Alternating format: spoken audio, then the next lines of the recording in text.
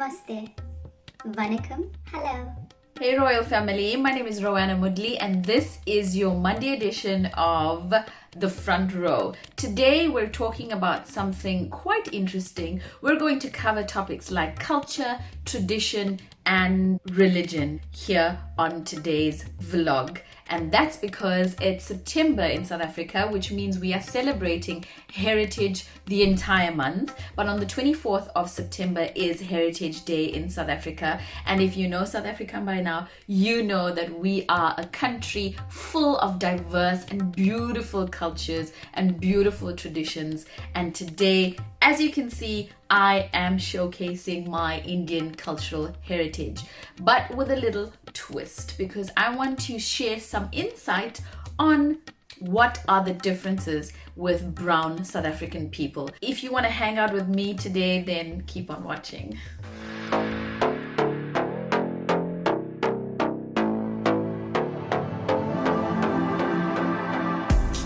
Hey Royal Family, it's The Front Row with myself, Roanna Moodley, and today we're covering culture, religion and tradition. Is it all one and the same thing, or is there a slight difference? Well, we live in an information age, so I thought I'll just take to Google and see what Google has to say about the three different words. When we look at tradition, Google says that it's the transmission of customs or beliefs from one generation to the other. So we take on some of the structural associations of our parents, and our parents do the same with their parents, and that's how it's led through the generation, from generation to generation.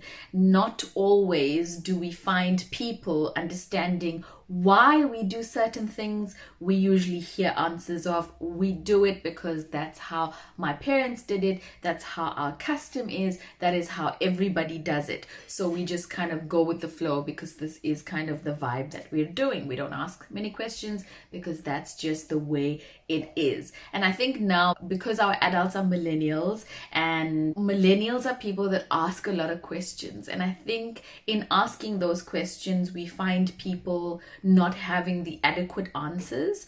Or if I had to ask my parents something and they just answered by saying this is just how we do it, we don't know why we do it, it doesn't put us in a strong footing, because you will then find people who will then say, okay, if there's no concrete answer as to why we need to do something, perhaps we don't need to do it at all. And that's how you find that tradition starts dying down through the ages, because people are starting to ask questions and there's not enough concrete evidence and reasoning as to why it needs to be done in the first place. So maybe when we talk about tradition, it is always important for us to backtrack, but we're going to delve into that a little bit later on in this video. The next thing we're talking about is culture. According to Google, culture is defined by social behavior of a particular group or society or group of people. Culture can come up, it can be made up by a group of people. It can be made up by a religious team. It can be made up by a language group of people, a racial group of people, a tech group of people, a beauty group of people. It could really vary, but it creates a culture is something that is created that a group of people think that it is now the sociably correct way of doing things, or the sociably cool way of doing things in that category. Now, sometimes there could be some blurred lines with South African culture, and especially with brown people in the South African culture, because brown people we have our own way of doing things, but we're also very different to the rest of the world and how the rest of the world and the brown people in the world do things, which is very interesting, but we'll tap into that a little bit later. The next word we're tapping into is religion, and according to Google, religion is a system of faith or worship. So for example, in South Africa we have Christianity, Hinduism and Islam as sort of the main three religious practices that happens in the country. We do have your fair share of Judaism and we do have Buddhism, but it's not as popular as your Hinduism, Islam and your Christianity. which then makes South African people very, very much more liberal but aware of different religions. We try to stay away from religious talk, especially in the press, in the media, our advertising policies, business policies. We try to stay away from cultural and especially religious talk, because then that puts us in a state of weakness, and judgments can come through, and it can hamper brands and people. So as much as possible, we try to be neutral and welcoming. A lot of companies also, I know, they offer religious leave. So for example, if you are a Hindu and you needed to take leave, you didn't have to apply for annual leave, you'll apply for religious leave, because if it was Diwali or if it was Shivratri or whatever the case might be. And the same with Islam, they have Ramadan that they might need to take leave for. So some companies do offer those perks. I don't know if that is a perk overseas, but I know in South Africa there are some companies that legally do put it in the contract and it doesn't affect their annual leave, which I think is quite nice. And then I wanted to talk about heritage, because the word heritage sometimes gets a bit blurred with religion and culture, and sometimes we forget what it actually means. And what the word heritage is actually inheritance, what we inherit from our forefathers or people before us. So for example, which area geographically that we inherited from our forefathers, that now becomes a place of heritage or a heritage site. So in South Africa, we have diverse cultures, so it's very difficult for us to say this is our heritage, but this is our heritage, if you know what I mean. So it's strange for me, someone who is born in South Africa, who is a South African with an Indian descent. Then I would have heritage in South Africa, but I would also have my Indian heritage that my forefathers would have brought with them to South Africa. So for example, sugarcane would be a very heritage type of thing, because our forefathers were sugarcane cutters and they worked in the fields. So that's part of our heritage and that's part of our culture. So if we are to wear something that's in line with that, it would tie into that heritage, but also it sort of like has political culture behind it as well. Very, very interesting. So now what I want to do is I want to tie all of those learnings with culture, religion, tradition, and heritage all together. And I want to share a little bit about the South African, Indian, especially our brown cultural situation here in the country. First thing, that being tradition in South Africa, especially for a brown person. I practice the Hindu religion or Hindu philosophy, or the philosophy of Hinduism. And I generally, one of the big celebrations for my people is Diwali. And Diwali is a time that we celebrate, and it's celebrated globally, and every Hindu in the world is celebrating the time. And what we do is, we know that Diwali is over 2 days, but because of most people having to work and they can't get leave on 2 days, or whatever the case might be, then our Hindu Sabha announces which day is the official day. So as much as we know the story of Lord Ram walking from the north to the south, and that is why we celebrate on both days, it's not because you are South Indian and you are North Indian and we celebrate on both days. It's just the days that Lord Ram walked those areas to get back to Ayodhya, and that is why the people of those areas celebrate or light up the way for him to get to his kingdom, that it's celebrated in that way. So in 1 year we'll celebrate on the day that he walked in the north, and on the next day we'll celebrate the day that he walked in the south. It's just so that we give people of the different language backgrounds an equal or fair chance, which I think is quite a nice thing. It is quite misconstrued. A lot of people celebrate Diwali as if it is a time that we need to party, which it is actually not. It's actually a prayer. It's a celebration of light over darkness, because Lord Ram had to return from 14 years of exile back to his kingdom Ayodhya.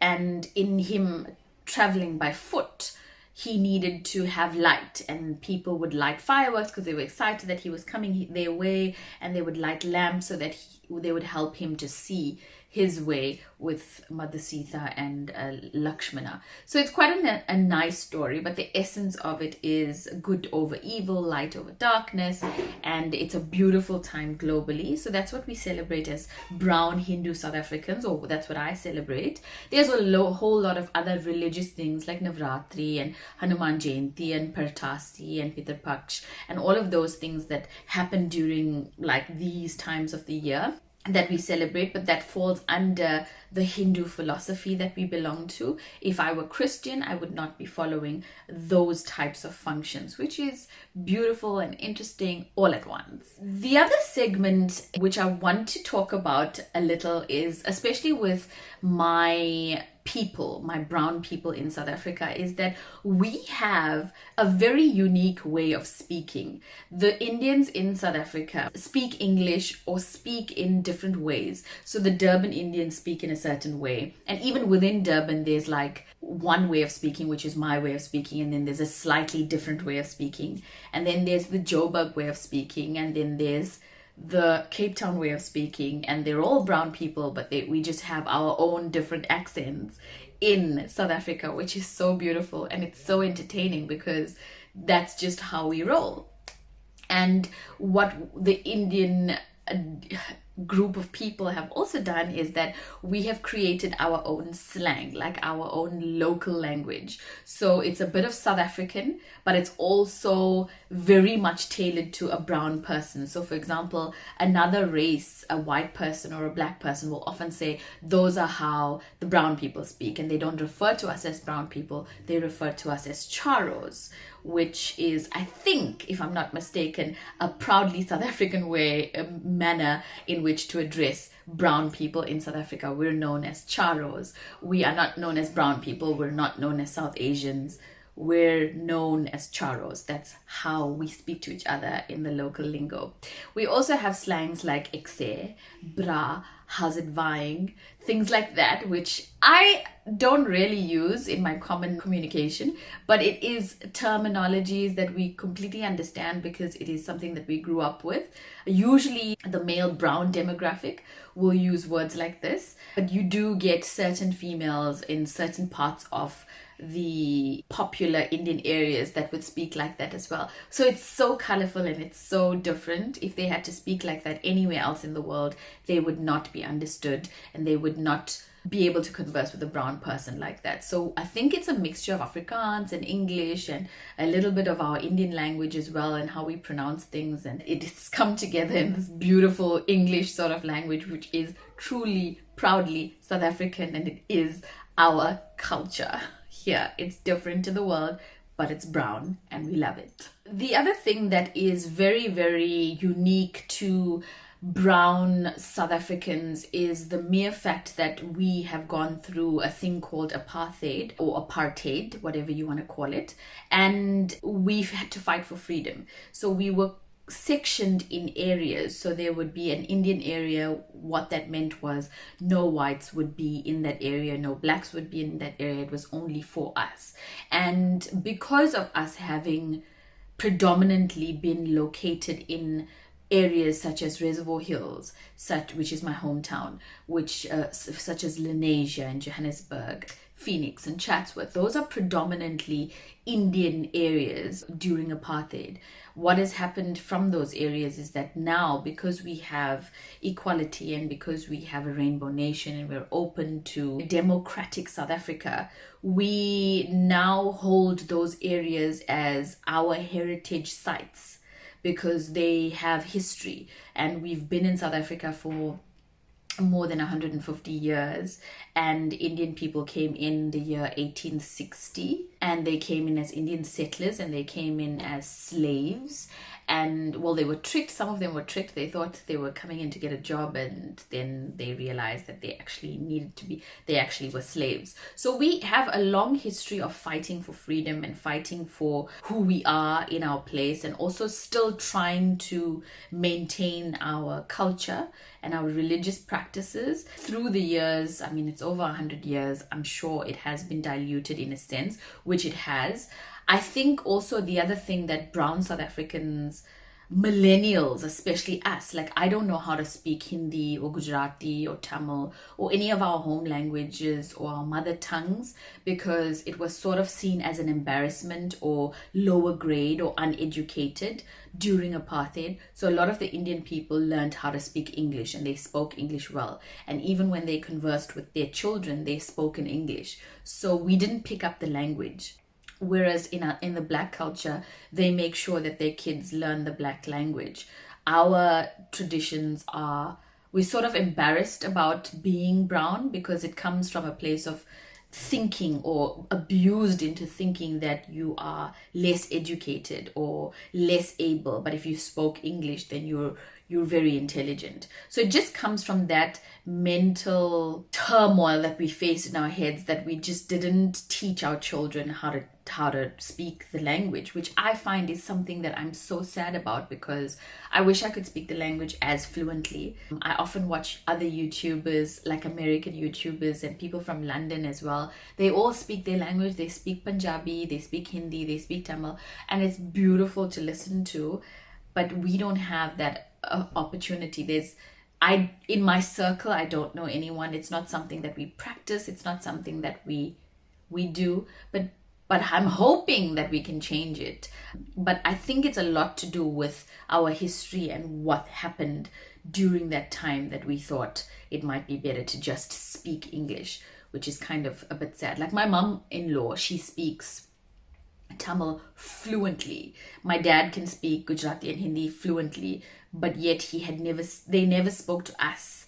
And so we never picked up the language, which is kind of sad, because I wish I could speak the language, because you know how I wanted to be this Bollywood star, and like if I spoke it fluently, then maybe Karan Johar or someone, Yash, when he was alive, he would have seen me. But hey, I can mimic, so that's okay. So that's my little educational piece on heritage in South Africa, and the different religious and cultural vibes that we have in relation to who I am, a practicing Hindu brown person, South Asian person, Charous in South Africa. I hope you've taken away some sort of lessons from who we are as the brown people of the world. In Durban, South Africa, it is said that we have the largest amount of Indian people outside of India, which is a phenomenal stat, because if India were to cease to exist, then we would be like the home country. Food for thought. If you enjoyed this video, then do click that like button, the thumbs up button. Subscribe to this channel, be a part of my royal family. All are welcome. I do beauty and wisdom videos, and my whole ethos is to empower people to look and feel beautiful, and it's via my own experiences, and it is very much tailored to the female demographic, but I find that a lot of men do get entertained by videos like this, so you're also welcome.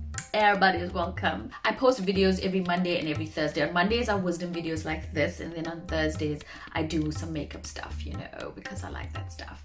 So if you feel my vibe, or if we vibe together, then we need to be a part of the same royal family, and we need to be friends. So subscribe to the channel, do your thing, and I guess I'll catch you on the next video. Keep it royal.